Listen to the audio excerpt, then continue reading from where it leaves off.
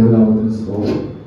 ബഹുമാനപ്പെട്ട അധ്യക്ഷനും കൂടിവന്നിരിക്കുന്ന എല്ലാ സഹോദരി സഹോദരന്മാർക്കും കുഞ്ഞുങ്ങൾക്കും ദൈവപരമായ യേശുക്രിസ്തു നാമത്തോടുള്ള സ്നേഹത്തെ അറിയിച്ചുകൊള്ളും. ഞങ്ങളുടെ സ്കെച്ചിന്റെ പേര് ഒരു സൺഡേ സ്കൂൾ പരീക്ഷ.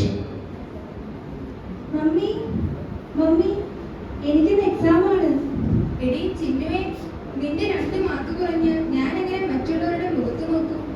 അത് പ്രോഗ്രസ് റിപ്പോർട്ട് കൂട്ടിച്ചേർത്ത് സ്റ്റാറ്റസ് ഇട്ടോളാം മമ്മി. അതിന് സൺഡേ സ്കൂളിന്റെ എക്സാം ആണ്. ആഹാ, സൺഡേ സ്കൂളിന്റെ ആയിരുന്നു. ഞാൻ വിചാരിച്ചു സ്കൂളിലെ ആണെന്ന്. ഓ, അതെല്ലാം നിനക്ക് അറിയാവുന്നതല്ലേ? മമ്മി, സ്കൂൾ റിവിഷൻ എല്ലാം കഴിഞ്ഞു. ഇനി സൺഡേ സ്കൂളിന്റെ എന്നെ പഠിപ്പിക്കൂ മമ്മി. അതെല്ലാം നിനക്ക് അറിയാലോ. മമ്മിയുടെ പണികളെല്ലാം ഇപ്പോഴാ മോളെ ഒന്ന് കഴിഞ്ഞത്. മമ്മി ഇത്തിരി വിശ്രമിക്കട്ടെ, കുറച്ചു നേരം TV കാണട്ടെ. സംശയമുള്ളത് മോൾ ചോദിച്ചാ മതി. ശരി, ഓക്കെ.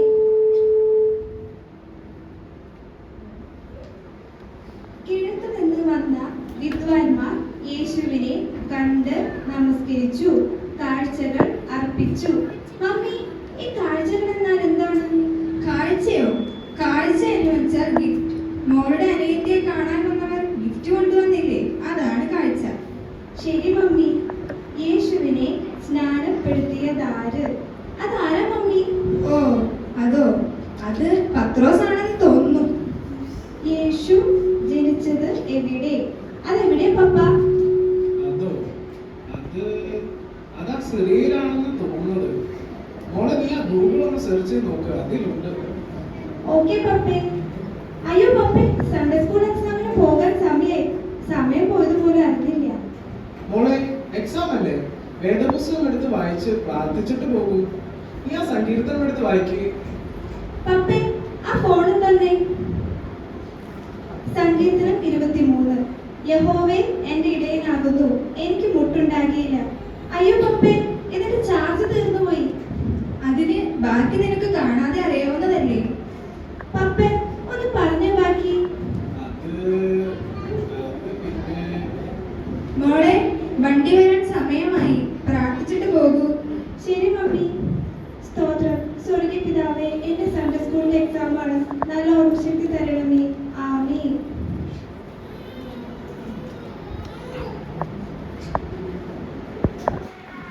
കുറെ കഴിഞ്ഞ ശേഷം എടി മറിയാമേ, മോൾ എക്സാം കഴിഞ്ഞ് എത്തിയില്ലായോ? സമയമായില്ലേ? അതിനവൾ വരാറാകുന്നതേ ഉള്ളൂ അച്ചായ.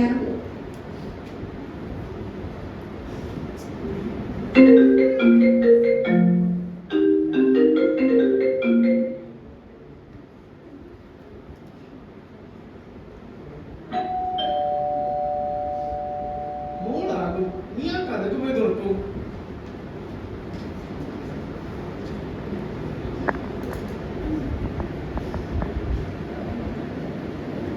മോളെ, എക്സാം ഒക്കെ നന്നായി എഴുതിയോ? എഴുതി മമ്മി, ഞാൻ എല്ലാം എഴുതി, ഒന്നും വിട്ടിട്ടില്ല. അതെയോ? എന്തെല്ലാമായിരുന്നു മോളെ ചോദിച്ചത്? അത് പിന്നെ യേശുവിന്റെ ജനനത്തെ പറ്റി, സ്നാനത്തെ പറ്റി, ദേവാലയത്തിൽ പോയതിനെ പറ്റിയും ദൈവം ചെയ്ത അത്ഭുത പ്രവൃത്തികളെ കുറിച്ചും ഒക്കെ ചോദിച്ചു. അതെയോ? ആ, മോളെല്ലാം പഠിച്ചതല്ലായിരുന്നോ? എല്ലാം എഴുതിയിട്ടുണ്ടല്ലോ അല്ലേ? അതെ മമ്മി, എല്ലാം എഴുതിയിട്ടുണ്ട്. ഫസ്റ്റ് പ്രൈസ് കിട്ടുവോ? അതോ കഴിഞ്ഞ പ്രാവശ്യത്തെ പോലെ വല്ലവരും കൊണ്ടുപോവോ? ഇല്ല മമ്മി, ഞാൻ എല്ലാം എഴുതിയിട്ടുണ്ട്. ആ, ശരി ശരി. ഇനി മോൾ പോയി സ്കൂളിലെ റിവിഷൻ ചെയ്യും.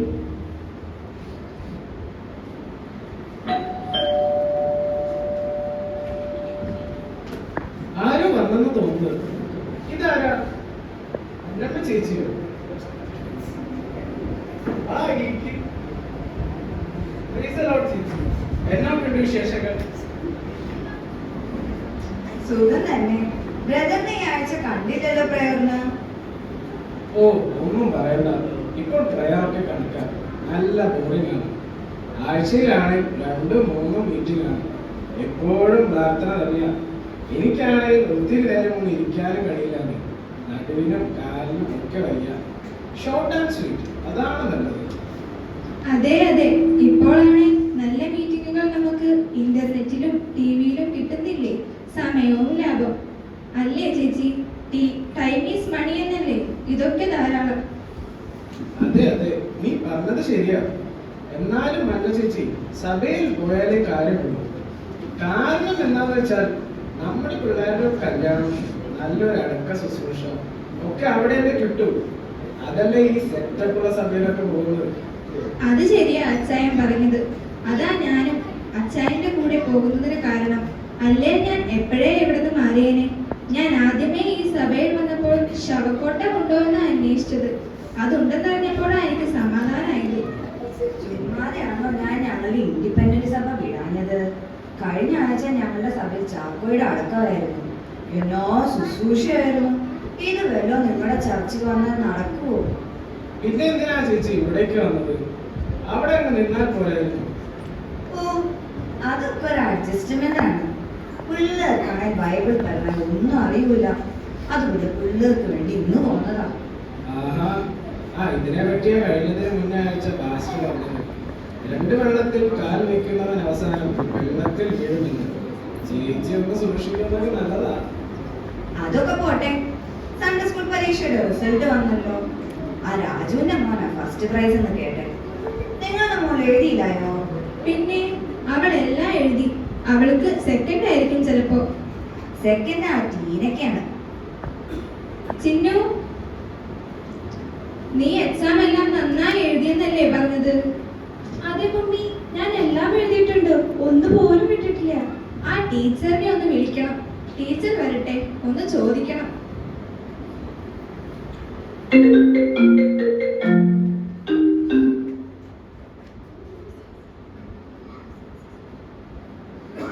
ഹലോ, സിനി സിസ്റ്റർ അല്ലേ? ഒന്ന് ഇവിടം വരെ വരണം. ഞാൻ ചിന്നുവിന്റെ മമ്മിയാ. എന്നാ ശരി, ഞാൻ പിന്നെ വരാം.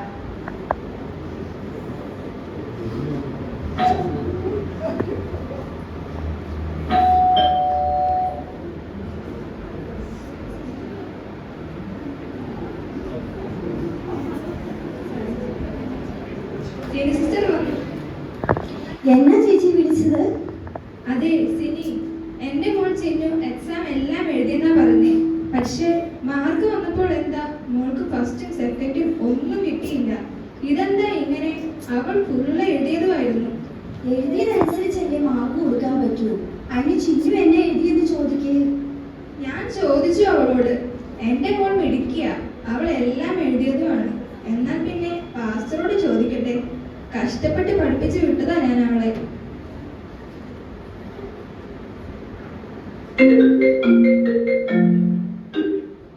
ഹലോ പാസ്റ്റർ, ഞാൻ മറിയാമ്മയാണ്. വീട് വരെ ഒന്ന് വരണം.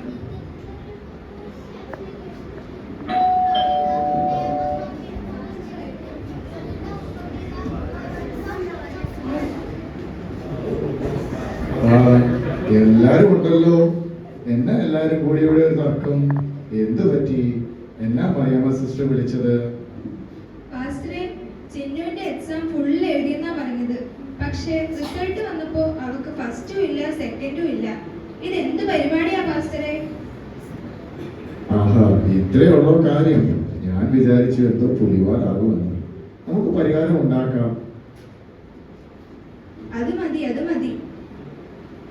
സിനി സിസ്റ്റർ, ആ ക്വസ്റ്റ്യൻ പേപ്പർ ഇങ്ങോട്ട് എടുത്തേ. ചിന്നുവിനോട് ഞാൻ ചോദിക്കാം. ചിന്നിനോട് നീങ്ങി നിൽക്കൂ. ആദ്യ ചോദ്യം, എരിഹോ മതിൽ തകർത്തത് ആരാ? എന്തായാലും അത് ഞാനല്ല പാസ്റ്ററങ്ങളെ, അത് ഷോണും ജോണിയാണ്. ഞാൻ അവരോട് പലവട്ടം പറഞ്ഞതാ മതിലെ കയറരുത് ചാടരുതെന്ന്. അത് അവരോട് ചോദിക്കേണ്ടി വരും. പാസ്റ്ററെ, അവൾ ഒരു നാശവും കാണിക്കുന്ന കൂട്ടത്തിലല്ല. അഥവാ എന്തേലും നാശം മോൾ ചെയ്താൽ തന്നെ അതിന്റെ ചെലവ് ഞാൻ തരും എന്ന് വെച്ച് മാർക്ക് ഇങ്ങനെ കുറയ്ക്കാവോ? ആ, ഇത് ബൈബിൾ ചോദ്യമായിരുന്നു. എന്തായാലും മോൾ അതിന് ആൻസർ എഴുതിയിട്ടില്ല എന്ന് മനസ്സിലായില്ലേ? ഇത് പണ്ട് പഴമക്കാർ പറയുന്നത് പോലെ മത്തൻ കുത്തിയാൽ കുമ്പള മുളക്കില്ലല്ലോ. ആ പോട്ടെ, അടുത്ത ചോദ്യത്തിലേക്ക് കടക്കാം. ചിന്നു, ആദ്യത്തെ കൽപ്പന എന്ത്? അത് ആർക്ക് കൊടുത്തു? അതനുസരിച്ചോ? എന്നിട്ട് എന്തു പറ്റി? ഹവ്വ ആദത്തിന്റെ അടുത്ത് ചെന്ന് പഴം കഴിക്കാൻ പറഞ്ഞു. അത് അതനുസരിച്ചു. അതാണ് പറ്റിയത്. പെൺവാക്ക് കേട്ടാൽ പെരുവഴി തന്നെ. നല്ല ആൻസർ. ഇങ്ങനെ തന്നെ വേണം. എന്തായാലും കൊള്ളാം. അത് പോട്ടെ, അടുത്ത ചോദ്യം. ചിന്നു ശ്രദ്ധിക്കൂ. യേശുവിന്റെ ജനനത്തെ പറ്റി ആദ്യം അറിഞ്ഞത് ആരാ? മറിയം. ഒരു വിധത്തിൽ പറഞ്ഞാൽ അത് ശരിയാക്കിയത് കൊണ്ട് ഞാൻ മാർക്ക് കൊടുത്തിട്ടുണ്ട്. കൊള്ളാം കൊള്ളാം. ഇനി അടുത്ത ചോദ്യം, യേശുവിന് വിദ്വാൻമാർ എന്തെല്ലാം കാഴ്ചകളാണ് അർപ്പിച്ചത്? അതോ അത് സോപ്പ്